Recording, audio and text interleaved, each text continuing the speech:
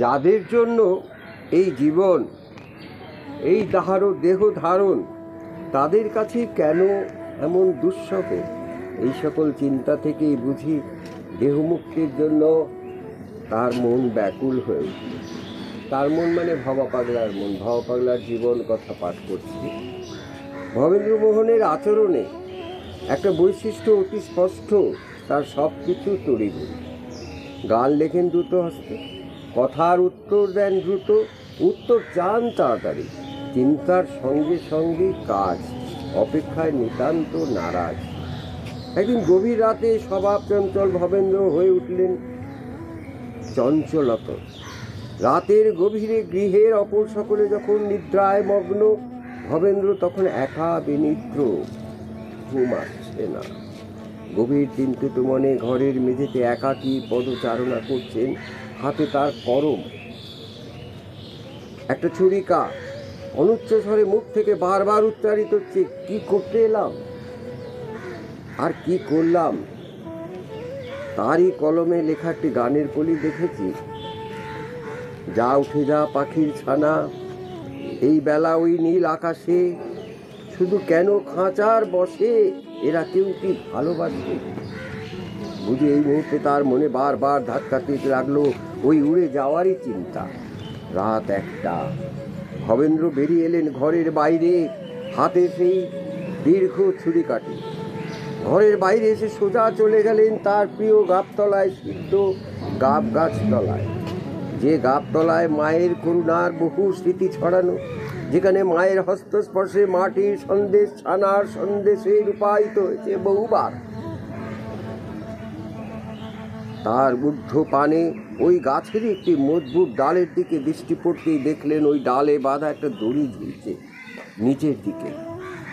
ওই তো একটা দড়ি ঝুলছে।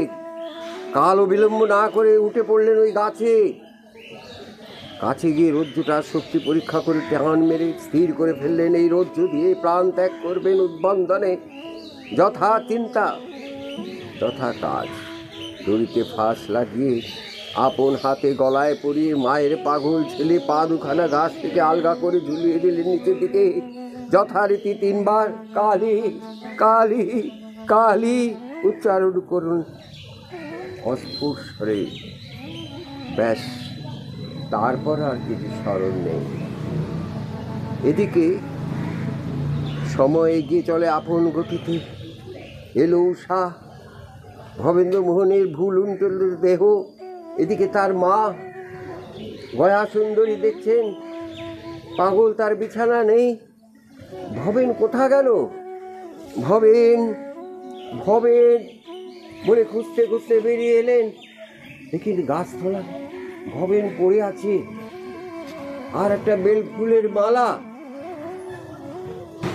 ভবেন, এখানে তুই কি করছিস? ভবেন অতৃপ্ত হল। হঠাৎ চোখ খুলে দেখলেন মা বলছেন, এই কি করছিস এখানে? এই বেল ফুলের মালা কোথায় পেলি?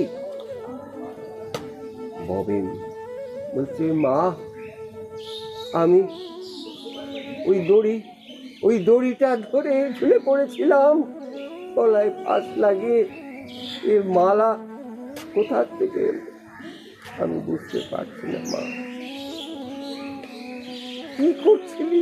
হবে কি করে বেল ফুলের মালা হয়ে গেল ওই দড়িটা? হবে রে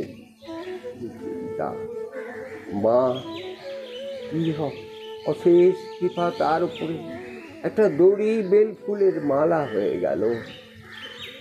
এইটাই জীবনের এক অংশ। আবার আগামীকাল পরের অংশ।